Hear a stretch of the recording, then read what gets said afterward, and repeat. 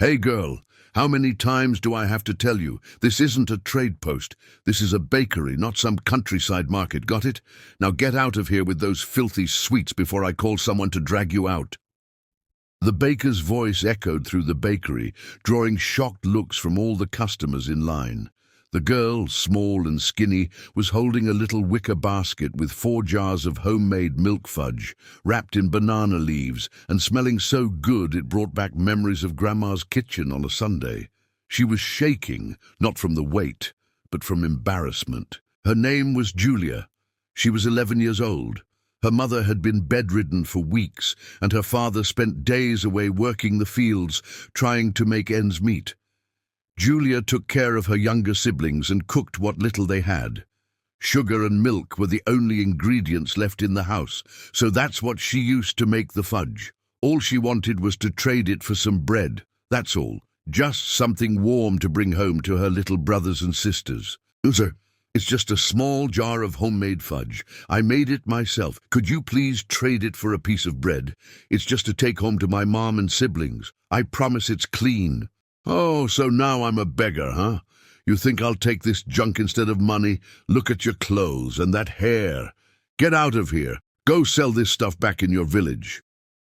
Julia lowered her head. The silence was painful. Nobody said anything. They just stared.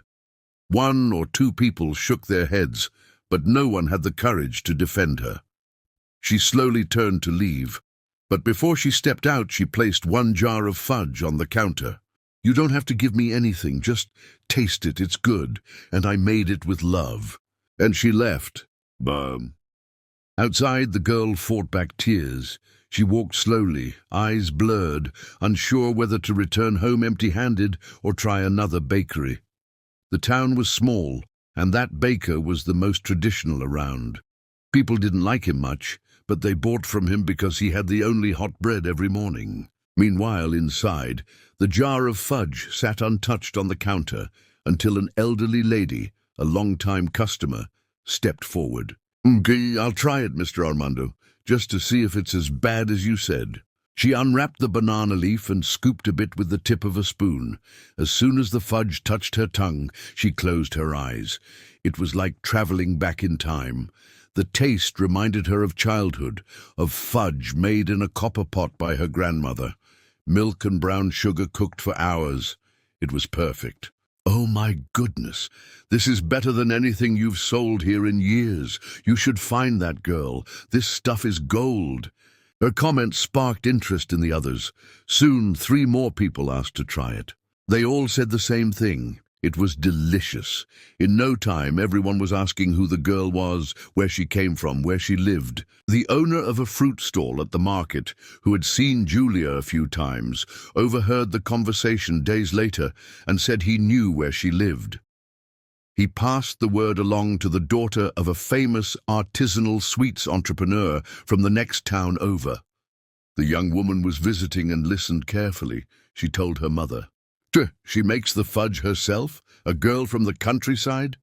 She does. They say the taste is unforgettable. The businesswoman was intrigued and decided to visit the village herself.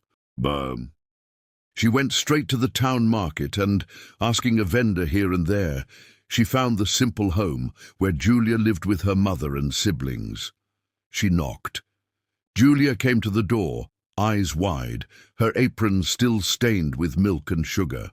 Did you make that milk fudge in the jar? Yes, ma'am. Why? Because I want to make a deal with you. The businesswoman didn't just take the sweets. She took Julia with her.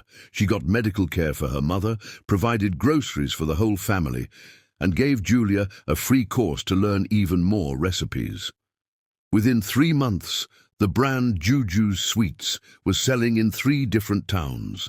The milk fudge became the company's bestseller, wrapped in banana leaves and featuring Julia's name on the label. And the bakery? Bit by bit, it lost customers. The baker tried to apologize, claiming it was all a misunderstanding, but it was too late. Arrogant people, when they lose respect, they lose their business too. A year later, Julia returned to that same bakery, But this time, not to ask for anything, she was with the businesswoman bringing a box full of fudge jars, now as a supplier. The baker swallowed hard. "You came back." "I did, and I brought sweets to sell. I trade for cash now. Is that okay with you?" That moment was witnessed by several long-time customers, the same ones who had once seen the girl leave with her head down. But Julia didn't speak with anger. She spoke with dignity and calm, because she knew being humble wasn't a reason to be humiliated. She just did what life had taught her from a young age, to respond with work, not hate. And she walked out of that bakery with her head held high, wearing a clean white apron, a proud face, and a peaceful heart. She didn't need to trade fudge for bread anymore. She made the fudge and could now buy as much bread as she wanted.